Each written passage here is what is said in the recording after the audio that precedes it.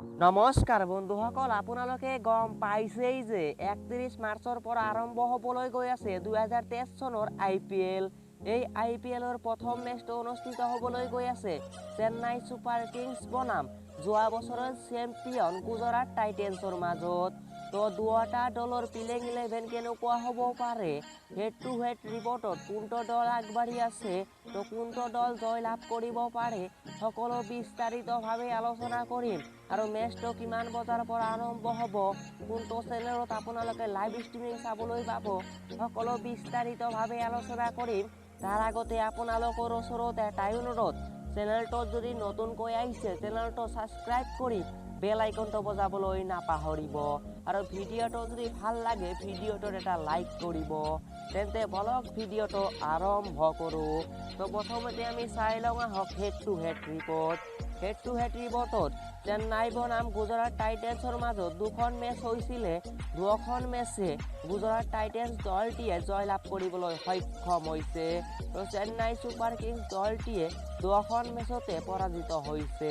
মেচখন হ'বলৈ গৈ আছে নৰেন্দ্ৰ মোদী ক্ৰিকেট ষ্টেডিয়াম আহমেদাবাদত। এতিয়া আমি চাই লওঁ আহক CSK দলৰ প্লেইং 11। CSK দলৰ হৈ অপেনিং কৰিব ডেভিড কনৱে আৰু ঋতুৰাজ গায়কোটে। মিডিল অৰ্ডাৰত থাকিব মইনা আলী, শিৱম দুবে আৰু আম্বেডি ৰাইডুৱে। অলৰাউণ্ডাৰত থাকিব বেন ষ্ট্ৰোকছ আৰু ৰবীন্দ্ৰ জাদেজাই। তাৰপিছত উইকেট কিপাৰ হিচাপে থাকিব MS ধোনী, এই দলটোৰ কেপ্টেইনো হয়। তাৰপিছত বলিং ছেছনত থাকিব দীপক চাহাৰ আৰু মুকেশ চৌধুৰী। একদম শেষত থাকিব মাত পাঠানাই। এতিয়া আমি চাই লওঁ আহক গুজৰাট টাইটেন্স দলটিৰ প্লেইং 11। গুজৰাট টাইটেন্স দলটিৰ হৈ অপেনিং কৰিব চুমন গিল আৰু মাৰ্ক ৱেডে।